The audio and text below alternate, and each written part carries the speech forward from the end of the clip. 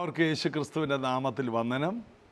ഓരോ ദിവസം കഴിയുന്തോറും നമ്മൾ അഭിഷേകത്തിലേക്കും ആനന്ദ നദിയിലേക്കും, ദാവീദിൻ്റെ ഭാഷയെ പറഞ്ഞ പച്ചയായ പുൽപ്പുറങ്ങളിലേക്കും സ്വസ്ഥതയുള്ള വെള്ളത്തിനരികത്തേക്ക് നടക്കുകയാണ്. നമുക്കൊരു ആത്മാവുണ്ട്. ഈ ആത്മാവിനെയാണ് യേശു കർത്താവ് തണുപ്പിക്കുന്നത്. ഈ ലോകത്തിൽ നമുക്ക് പ്രശ്നങ്ങളുണ്ട്, എങ്കിലും ധൈര്യപ്പെടുവിൻ, ഞാൻ ലോകത്തെ ജയിച്ചിരിക്കുന്നു എന്ന് കർത്താവ് പറഞ്ഞു. ആർക്കാണ് ലോകത്തെ ജയിക്കാൻ കഴിയുന്നത്? യേശു ക്രിസ്തുവിൽ വിശ്വസിക്കുന്നവർക്കല്ലാതെ മറ്റാർക്കും ഈ ലോകത്തെ ജയിക്കുവാൻ കഴിയില്ല. അപ്പോൾ യേശു ക്രിസ്തുവിൽ വിശ്വസിക്കുന്ന ഒരു ദൈവ പൈതൽ ഈ ലോകത്തെ ജയിച്ചിരിക്കും. അതുകൊണ്ടാണ് യോഹന്നാൻ്റെ ലേഖനത്തിൽ യോഹന്നാൻ അപ്പോസ്തലൻ പറയുന്നു, ദൈവത്തിൽ നിന്ന് ജനിക്കുന്നതൊക്കെയും ലോകത്തെ ജയിക്കുന്നു. ലോകത്തെ ജയിച്ച ജയമോ നമ്മുടെ വിശ്വാസം തന്നെ. അപ്പോൾ ദൈവത്തിൽ നിന്ന് ജനിക്കണം. അതാണ് നിക്കോദിമോസിനോട് കർത്താവ് പറഞ്ഞത്. ആ കാലത്തെ വലിയ ജ്ഞാനിയായ ഒരു ഗുരുവായ മനുഷ്യനാണ് ആര്? നിക്കോദിമോസ്. പകൽ അദ്ദേഹം മീറ്റിങ്ങിനൊന്നും വരില്ല. ഒരു 7 മണി കഴിയുമ്പോൾ, ഇരുട്ടാകുമ്പോൾ യേശു പാർക്കുന്ന സ്ഥലത്ത് വന്നിട്ട് അങ്ങോട്ടും ഇങ്ങോട്ടും ഒന്ന് നോക്കും. ആരും ഇല്ലെന്നുണ്ട് ഓടി വരും. അതാണ് നിക്കോദിമോസ്, രഹസ്യ ശിഷ്യൻ. എന്നിട്ട് കർത്താവിൻ്റെ അടുത്ത് വന്നിട്ട് പറഞ്ഞു, യോഹന്നാൻ്റെ സുവിശേഷം 3-ാം അധ്യായത്തിൽ, നീ ദൈവത്തിൻ്റെ അടുക്കൽ നിന്ന് വന്നവനാണെന്ന് എനിക്ക് നല്ല ഉറപ്പാണ്. കാരണം അല്ലെങ്കിൽ ഇതുപോലെ അത്ഭുതങ്ങളൊന്നും ചെയ്യാൻ ആർക്കും കഴിയില്ല. കാരണം ലോകമുണ്ടായിട്ട് ഇതുപോലെ ഒരു അത്ഭുതം നടന്നിട്ടില്ല. ഭൂതങ്ങൾ മാറുന്നു, രോഗികൾ സൗഖ്യമാകുന്നു. അതിനു മുമ്പ്, യേശുവിന് മുമ്പ് വന്ന എല്ലാ പ്രവാചകന്മാരും എല്ലാവരും കൊല്ലുകയാണ് ചെയ്യുന്നത്. എന്നാൽ യേശു വന്നിട്ട് ജീവിപ്പിക്കുകയാണ്. ദാവീദ് തന്നെ എത്രയോ പേരെ കൊന്നു. ശലോമോൻ എത്ര പേരെ കൊന്നു. മോശ എത്ര പേരെ കൊന്നു. അബ്രഹാം എത്ര പേരെ കൊന്നു. ഇവരെല്ലാം കൊല്ലുന്ന ഒരു പ്രമാണത്തിൽ ജീവിച്ചവരാണ്. എന്നാൽ യേശു വന്നിട്ട് ജീവൻ, സമൃദ്ധിയായ ജീവൻ. യേശു പറഞ്ഞു, ഞാൻ വന്നത് ജീവൻ തരുവാനും സമൃദ്ധിയായ ജീവൻ തരുവാനുമാണ്. അതായത് ഈ ഒരു രാജാവിനെയായിരുന്നു ഇസ്രായേൽ മക്കൾ കാത്തിരുന്നത്. അതിനു മുമ്പ് വന്ന പ്രവാചകന്മാരും അതിനു മുമ്പ് വന്ന രാജാക്കന്മാരാരും അവരുടെ ജീവിതത്തിന് ഒരു പരിഹാരമായില്ല. എന്നാൽ യേശു വന്നു. യേശു വന്നിട്ട് ജനങ്ങളെ സൗഖ്യമാക്കി, ഭൂതങ്ങളെ പുറത്താക്കി, ജനങ്ങൾ അനുഭവിക്കുന്ന എല്ലാ പ്രശ്നത്തിൽ നിന്നും അവരെ പുറത്തു കൊണ്ടുവന്നു. കൂനിയായ സ്ത്രീയെ നിവർത്തി, രക്തസ്രാവക്കാരത്തി സൗഖ്യമായി, 38 വർഷമായിട്ട് കുളക്കരയെ കിടക്കുന്നവൻ സൗഖ്യമായി എഴുന്നേറ്റു. എവിടെ നോക്കിയാൽ അത്ഭുതം. യോഹന്നാൻ തൻ്റെ സുവിശേഷം അവസാനിപ്പിക്കുമ്പോൾ പറയുകയാണ്, യേശു ചെയ്ത മറ്റനവധി അത്ഭുതങ്ങളുണ്ട്. അത് വിവരിച്ചാൽ ഭൂമിയിൽ ഒരു പുസ്തകത്തിലും അത് ഒതുങ്ങത്തില്ലെന്ന്. അതായത് യേശു 3.5 വർഷം കൊണ്ട് ചെയ്ത അത്ഭുതങ്ങൾ, ഒരു ദിവസത്തെ അത്ഭുതം പോലും ബൈബിളിൽ എഴുതിയിട്ടില്ലെന്ന് പറഞ്ഞാൽ, കാരണം ഒരു ദിവസം 10,000 കൂടി വരുന്നു. അതിനകത്ത് 1-2 പേര് സൗഖ്യമായ ചരിത്രമല്ലാതെ, 10-15 വീട്ടിൽ പോയ ചരിത്രമല്ലാതെ ബാക്കി ഒന്നും എഴുതിയിട്ടില്ല. യേശു ഒരു ദിവസം 14 മണിക്കൂർ സുവിശേഷ പ്രവർത്തികൾ ചെയ്തു എന്ന് നമ്മൾ ആ ചരിത്രത്തിൽ നിന്ന് അറിയുന്നു. 14 മണിക്കൂർ പ്രാർത്ഥന കൂടാതെ ജനങ്ങളോടുകൂടെ സമയം ചെലവഴിച്ചു. അതായത് ആയിരക്കണക്കിന് ജനങ്ങൾ, ഒരു സെക്കൻഡിൽ 840 ആൾക്കാരോടാണ് യേശു നേരിട്ട് ബന്ധം സ്ഥാപിച്ചത്. അവരെ വിടുവിച്ചതും അവരോട് സംസാരിച്ചതും എല്ലാം കൂടി ചേർത്താൽ ഇങ്ങനൊരു കണക്ക് കിടപ്പുണ്ട്. അതായത് ഭൂമിയിൽ ആരും എത്തിച്ചല്ലാത്ത ഒരു സംഖ്യ ജനത്തെ യേശു അന്ന് 3.5 കൊല്ലം കൊണ്ട് വലിയ ഒരു സമൂഹത്തെ വിടുവിച്ചു, സൗഖ്യമാക്കി, ബന്ധനങ്ങൾ അഴിച്ചു. ക്രൂശിക്കപ്പെടുന്നതിൻ്റെ തലേ ദിവസം വരെ ഭൂതങ്ങളെ പുറത്താക്കി, രോഗികളെ സൗഖ്യമാക്കി. 3-ാം നാളിൽ സമാപിച്ചു. അതായത് യേശു വന്നത് വിടുതൽ തരാൻ തന്നെയാണ്. യേശുവിൻ്റെ അടുക്കൽ വന്ന് വിടുതൽ പ്രാപിച്ച് പോയവരെ കുറിച്ച് യേശുവിന് ഒരു സങ്കടവുമില്ല. എന്നാൽ യേശു പറഞ്ഞു, നിന്നിൽ നടന്ന വീര്യപ്രവൃത്തി വേറെ സ്ഥലത്ത് നടന്നിരുന്നെങ്കിൽ അവർ പണ്ടേ മാനസാന്തരപ്പെടുമായിരുന്നു. അപ്പോൾ യേശു അത്ഭുതങ്ങൾ ചെയ്യുന്നത് നമ്മുടെ മനം തിരിഞ്ഞ് നാം ദൈവത്തിൻ്റെ വകയായി മാറാനാണ്. അതുകൊണ്ട് യേശു ക്രിസ്തുവിൻ്റെ അടുക്കൽ വരുന്നവർക്ക് അത്ഭുതം ഉറപ്പാണ്, സൗഖ്യം ഉറപ്പാണ്, സമാധാനം ഉറപ്പാണ്. അതുകൊണ്ടാണ് അത്ഭുത മന്ത്രിയായി ഈ കർത്താവിനെ നമ്മൾ പാടി ആരാധിക്കുന്നത്. നമുക്ക് ഒരുമിച്ച് ചേർന്ന് നന്ദിയുള്ള ഹൃദയത്തോടെ ആനന്ദത്തോടെ യേശുവിനെ ആരാധിക്കാം. നന്ദി നന്ദി എൻ്റെ ദൈവമേ, നന്ദി എൻ്റെ യേശുപരാ, നന്ദി നന്ദി എൻ്റെ ദൈവമേ, നന്ദി എൻ്റെ യേശുപരാ. നന്ദി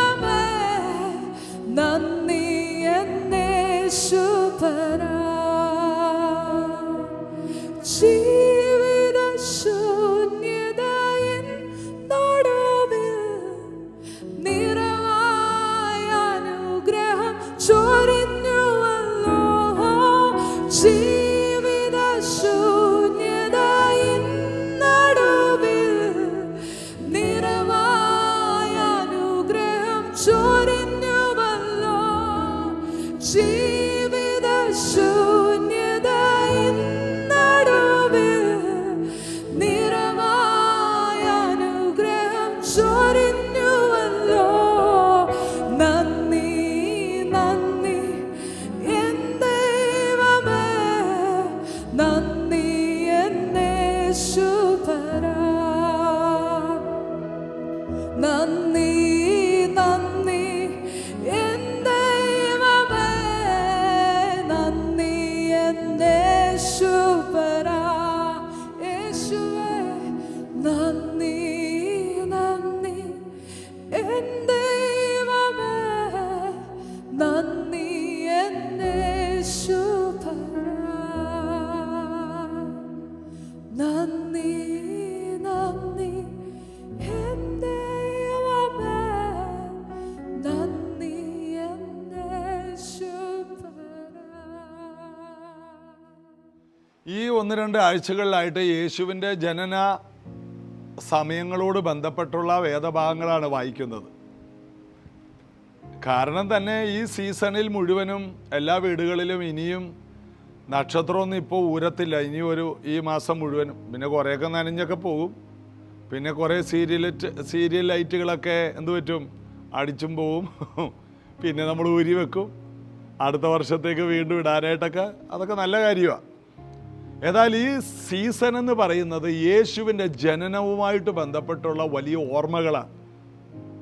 പഴയ നിയമത്തിൽ ഓർമ്മകൾ ഓർക്കണമെന്ന് ദൈവം പറഞ്ഞു. അതിനകത്ത് ഉത്സവങ്ങളാക്കി മാറ്റണം.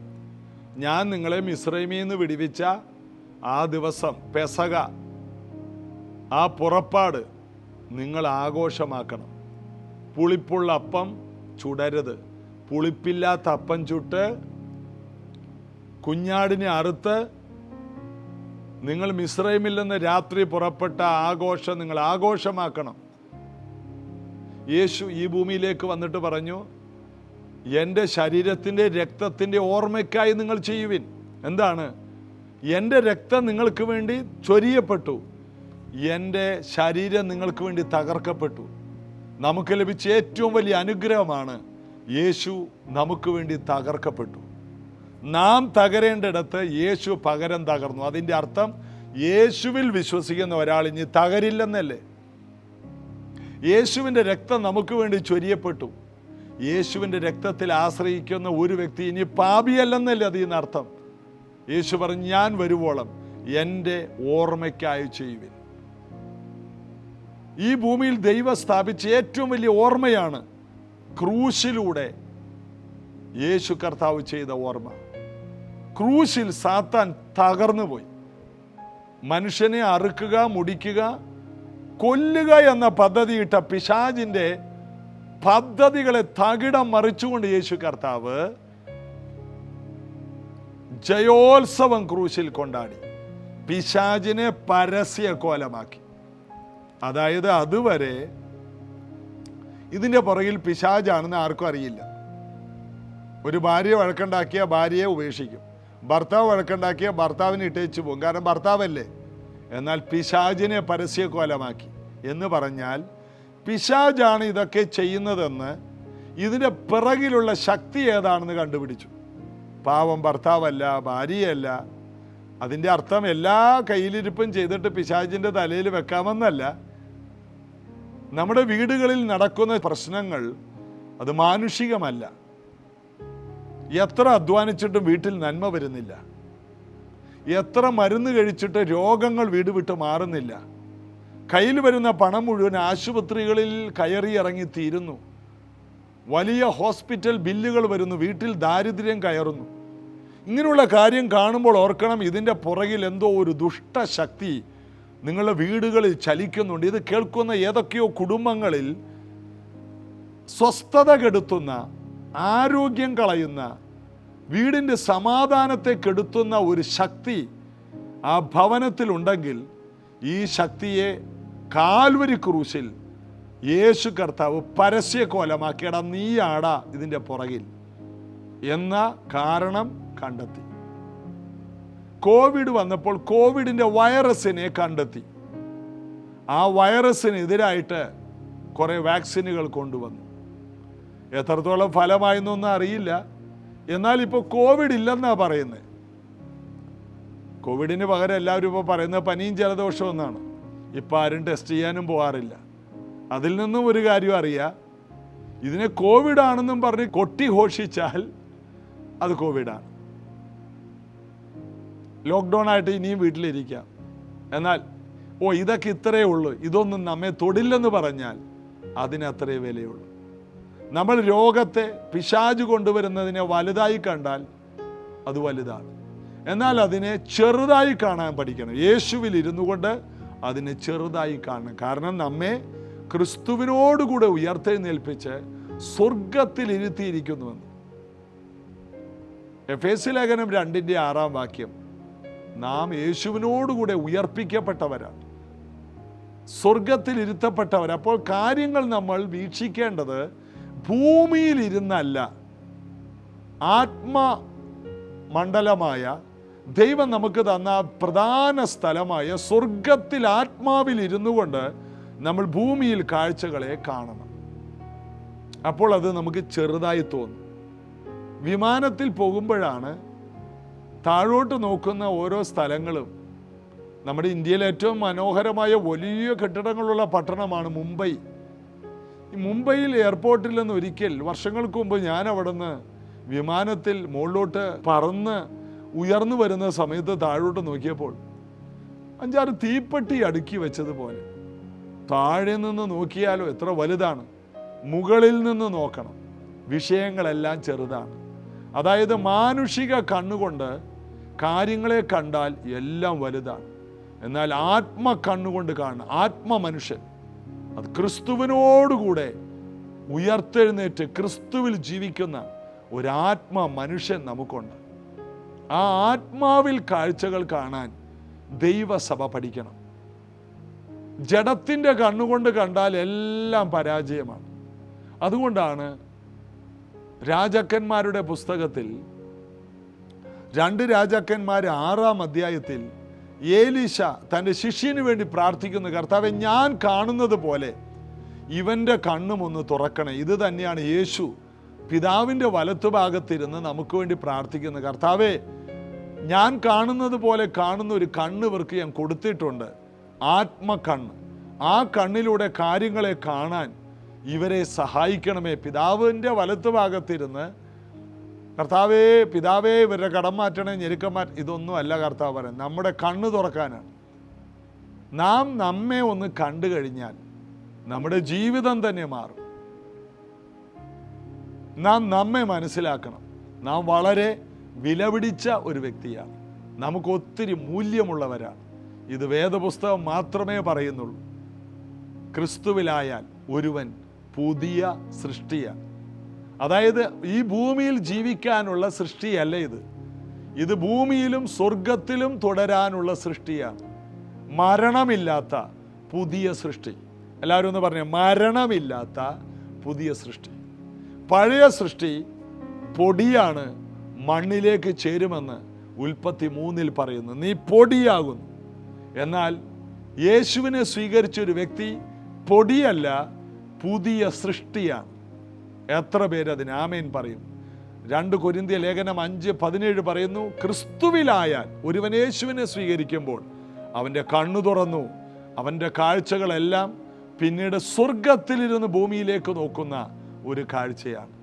ഒന്നും താഴെ നിന്ന് ശ്രദ്ധിക്കേണ്ട ആവശ്യമില്ല. ഏലീശ പ്രാർത്ഥിച്ചു, കർത്താവേ ഞാൻ കാണുന്നത് പോലെ ഇവൻ്റെ കണ്ണുമൊന്ന് തുറക്കണേ. ഉടനെ ദൈവം ഈ ബാല്യക്കാരൻ്റെ കണ്ണു തുറന്നു. മല നിറച്ച് സൈന്യം ഏലീശയുടെ ചുറ്റും നിൽക്കുന്ന കാഴ്ച, അഗ്നിമയ രഥങ്ങളും തേരുകളും നിൽക്കുന്ന കാഴ്ച ഈ ബാല്യക്കാരൻ കണ്ടു.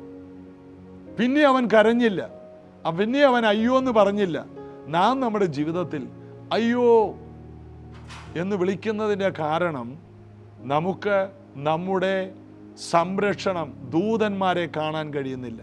നമുക്ക് നമ്മുടെ ദൈവം വെച്ചിരിക്കുന്ന വേലി, അതായത് ഇയ്യോബിന് ചുറ്റും ദൈവം വേലി കെട്ടിയിരുന്നു. നമ്മുടെ സുരക്ഷിത വേലി നമ്മൾ ഇതുവരെ കണ്ടിട്ടില്ല. ദൈവം നമുക്ക് വെച്ചിരിക്കുന്ന അനുഗ്രഹങ്ങളുടെ കൂമ്പാരം കാണാൻ ഇന്നുവരെ നമ്മൾ അതിനുവേണ്ടി ജാഗരിച്ചിട്ടില്ല. എങ്ങനെ ഇത് കാണും ബ്രദറെ? വേദപുസ്തകം വായിക്കുമ്പോഴാണ്. അവനിലല്ലോ ദൈവത്തിൻ്റെ സകല സമ്പൂർണതയും ദേഹരൂപമായി വസിക്കുന്നത്. മറിയ പറഞ്ഞു, ഈ ഭൂമിയിൽ വെച്ച് ഞാൻ ഏറ്റവും ഭാഗ്യവതിയാണ്. അവളുടെ കണ്ണു തുറന്നു. എങ്ങനെയുള്ള കണ്ണു തുറന്നത്? ഗബ്രിയേൽ മാലാഖ ഇറങ്ങി വന്നു. ലൂക്കോസ് 2 കൃപ ലഭിച്ചവളെ നിനക്ക് വന്ദനം, നീ ഈ ഭൂമിയിലേക്ക് വരുന്ന രക്ഷകന്റെ അമ്മയാകാൻ പോവുകയാണ്. അപ്പോൾ അവൾ പറഞ്ഞു, ഇതാ കർത്താവിൻ്റെ ദാസി, നിന്റെ വചനം പോലെ എന്നിൽ ഭവിക്കണം. മറിയയുടെ ജീവിതത്തിൽ അവൾക്ക് ആകെ ഭയമാണ്. എന്തായി തീരും? കല്യാണത്തിന് മുമ്പേ ഗർഭം ധരിക്കണം, സമൂഹത്തിൽ എന്തായി തീരും? ഉള്ളിൽ ഭയമുണ്ട്. എന്നാൽ ഗബ്രിയേൽ മാലാഖ ഒരു കാര്യം പറഞ്ഞു. മച്ചി എന്ന് പറഞ്ഞവൾക്ക് 6-ാം മാസം. അങ്ങനെ എലിസബത്ത് ഗർഭിണിയാണ്. ദൈവം അവൾക്ക് വലിയ കാര്യം ചെയ്തു. ദൈവത്തിനൊന്നും അസാധ്യമല്ലെന്ന് ദൂതൻ പറഞ്ഞത് കേട്ട് ഇവൾ മലനാട്ടിൽ സെഖര്യാവിൻ്റെ വീട്ടിൽ ചെന്ന്, ആ വീട്ടിൽ ചെന്ന് പ്രൈസ് ദി ലോർഡ് എന്ന് പറഞ്ഞു. അവിടെ ഇരുന്നേച്ച അമ്മച്ചിയുടെ വയറ്റിൽ കിടക്കുന്ന കുഞ്ഞ് ആനന്ദം കൊണ്ട് തുള്ളിയെന്നാണ് എഴുതിയിരിക്കുന്നത്. ഉടനെ എലിസബത്തിൻ്റെ വാ തുറന്ന് പ്രവചിക്കാൻ തുടങ്ങി. ഒരു ആത്മപകർച്ചയാണ് അവിടെ നടക്കുന്നത്. കർത്താവിൻ്റെ മാതാവ് എൻ്റെ അടുക്കൽ വരാനുള്ള മാനം എനിക്കെങ്ങനെ ഉണ്ടായി? ഇടി പെങ്കൊച്ചേ, നീ ഇപ്പോഴെങ്കിലും വന്നല്ലോടി എന്ന് പറയേണ്ട സ്ഥാനത്ത് ഈ അമ്മച്ചി പറയുന്നത് എൻ്റെ കർത്താവിൻ്റെ മാതാവ്. ഇത് കേട്ടപ്പോൾ മറിയ ഞെട്ടിപ്പോയി കാണും. മറിയയുടെ വില മറിയ അറിയുകയാണ്. കർത്താവിൻ്റെ മാതാവ് എൻ്റെ അടുക്കൽ, കർത്താവിനെ ഉദരത്തിൽ ചുമക്കുന്ന ഈ അമ്മ എന്ന ഒരു പദവി മറിയക്ക് ലഭിച്ചു. മറിയ അപ്പോഴാണ് അമ്പരന്ന് പോയത്. മാത്രമല്ല, എലിസബത്ത് പ്രവചിക്കാൻ തുടങ്ങി. എലിസബത്ത് പ്രവചിച്ച് നിർത്തലും മറിയ പ്രവചിക്കാൻ തുടങ്ങി. മറിയ മറിയയെക്കുറിച്ച് പ്രവചിക്കുന്നു. മറിയയിൽ ആനന്ദിക്കുന്നു. അതാണ് നമ്മൾ ലൂക്കോസിൻ്റെ സുവിശേഷം 2-ാം അധ്യായത്തിൽ 46 മുതൽ വായിക്കുന്നത്. അതായത്, അപ്പോൾ മറിയ പറഞ്ഞത്, എൻ്റെ ഉള്ളം കർത്താവിനെ മഹിമപ്പെടുത്തുന്നു, എൻ്റെ ആത്മാവ് രക്ഷിതാവായ ദൈവത്തിൽ ഉല്ലസിക്കുന്നു. അവൻ തൻ്റെ ദാസിയുടെ താഴ്ച കടാക്ഷിച്ചുവല്ലോ. ഇന്നു മുതൽ എല്ലാ തലമുറകളും എന്നെ ഭാഗ്യവതി എന്ന് വാഴ്ത്തു. ഇന്ന് മുതൽ, എന്ന് മുതൽ, കുഞ്ഞ് ജനിച്ച അന്ന് മുതലല്ല. കുഞ്ഞ് ജനിച്ചു, കുഞ്ഞുദരത്തിലുണ്ട്, അന്ന് മുതൽ അവൾക്ക് ആ ഭാഗ്യവതി എന്നുള്ള ഓർമ്മ വന്നില്ല. ഈ സത്യങ്ങൾ മനസ്സിലാക്കിയത് മുതൽ എലിസബത്തിൻ്റെ വീട്ടിൽ വെച്ച് എലിസബത്ത് പറഞ്ഞപ്പോഴാണ്, ആത്മാവിൽ പറഞ്ഞപ്പോഴാണ് മറിയയെ മനസ്സിലാക്കുന്നത്. മറിയയിൽ നടക്കുന്ന അത്ഭുതം എന്താണെന്ന് മറിയ അറിഞ്ഞില്ല. ഇതുപോലെ പലരും, രക്ഷിക്കപ്പെട്ട പലർക്കും അവരിലുള്ള അത്ഭുതം, നടന്ന അത്ഭുതം അറിയില്ല. മഹത്വത്തിൻ്റെ പ്രത്യാശയായ ക്രിസ്തു ഉള്ളിൽ വാഴുന്ന സത്യം പലരും അറിയുന്നില്ല. മറിയ ഇപ്പോൾ പറയുന്നു, ഭൂമിയിലുള്ള എല്ലാ തലമുറകളും എന്നെ ഭാഗ്യവതി എന്ന് പറയും. ഈ സത്യം അറിയണം. യേശുവിനെ ഉള്ളിൽ വഹിക്കുന്ന എല്ലാവരും ഭൂമിയിലുള്ള എല്ലാവരിലും വെച്ച് അനുഗ്രഹീതരും ഭാഗ്യമുള്ളവരുമാണ്. ഈ സത്യങ്ങൾ കൂടുതൽ നമുക്ക് പഠിക്കണം. കർത്താവിലും കർത്താവിൻ്റെ അമിത ബലത്തിലും ആശ്രയിക്കാം. ഇന്ന് ഇത് കേട്ട ഓരോ വ്യക്തികളും അവരവരിൽ തന്നെ സന്തോഷിക്കണം. കർത്താവ്, എൻ്റെ കണ്ണൊന്ന് എനിക്ക് തുറക്കണേ. ഏലീശ പ്രാർത്ഥിച്ചതുപോലെ, കർത്താവെ കണ്ണൊന്ന് തുറക്കണേ. നമ്മുടെ പദവി അറിയണം, നമ്മളെ ഇരുത്തിയിരിക്കുന്ന സ്ഥാനം, നമ്മുടെ വിളിയും തെരഞ്ഞെടുപ്പും അറിയണം. നമ്മൾ തുള്ളിച്ചാടും. നമ്മൾ പുറത്തെ കണ്ണുകൊണ്ട് കാര്യങ്ങൾ അറിയരുത്. വിശ്വാസ കണ്ണ് തുറന്നു വരണം. ഒരു നിമിഷം നമുക്ക് പ്രാർത്ഥിക്കാം. യേശുവേ, വിശ്വാസ കണ്ണ് ഇന്ന് ഞങ്ങൾക്ക് തുറക്കണമേ. എൻ്റെ കണ്ണും ഇത് കേൾക്കുന്നവരുടെ കണ്ണും തുറക്കണമേ. കാണേണ്ടതുപോലെ കാണാൻ, വചനം ഗ്രഹിക്കേണ്ടതുപോലെ ഗ്രഹിക്കാൻ, ഞങ്ങളെക്കുറിച്ചുള്ള അനുഗ്രഹങ്ങളെ മനസ്സിലാക്കാൻ ഞങ്ങളെ വീണ്ടും സഹായിക്കണം. ഇത് കേൾക്കുന്ന എല്ലാ പ്രിയപ്പെട്ടവരുടെയും രക്ഷയുടെ പദവി, അവരുടെ തിരഞ്ഞെടുപ്പിൻ്റെ പദവി തിരിച്ചറിയാൻ കൃപ കൊടുക്കണം. സൗഖ്യമുണ്ടെന്നും വിടുതലുണ്ടെന്നും വിളിച്ചു വേർതിരിക്കപ്പെട്ട എല്ലാവർക്കും വ്യക്തമായ വിശ്വാസം ഇതിലൂടെ അവിടുന്ന് പകർന്നു കൊടുക്കണം. സൗഖ്യങ്ങളും വിടുതലും നടക്കട്ടെ. എല്ലാ ശരീരങ്ങളും സൗഖ്യമാകട്ടെ. മനസ്സിന് ബലമുണ്ടാകട്ടെ. കൃപ കൊണ്ട് നിറയട്ടെ. ഇവരുടെ സാമ്പത്തിക ഉറവകൾ തുറക്കട്ടെ. യേശുവിൻ നാമത്തിൽ പിതാവേ, ആമേൻ. യേശുവിൻ്റെ കൃപ കൂടുതൽ നമുക്ക് അനുഭവിക്കാം. നാളെ രാവിലെ നമുക്ക് പ്രൈസ് ജനറേഷൻ ചർച്ചിൽ വെച്ച് ഉപവാസ പ്രാർത്ഥന രാവിലെ 10:30-ക്കുണ്ട്. താല്പര്യമുള്ളവർ വരിക. കർത്താവ് എല്ലാവരെയും അനുഗ്രഹിക്കട്ടെ. നാളെ ഇതേ സമയത്ത് പ്രഭാതത്തിൽ വീണ്ടും നമുക്ക് ഒരുമിച്ച് കാണാം. God bless you.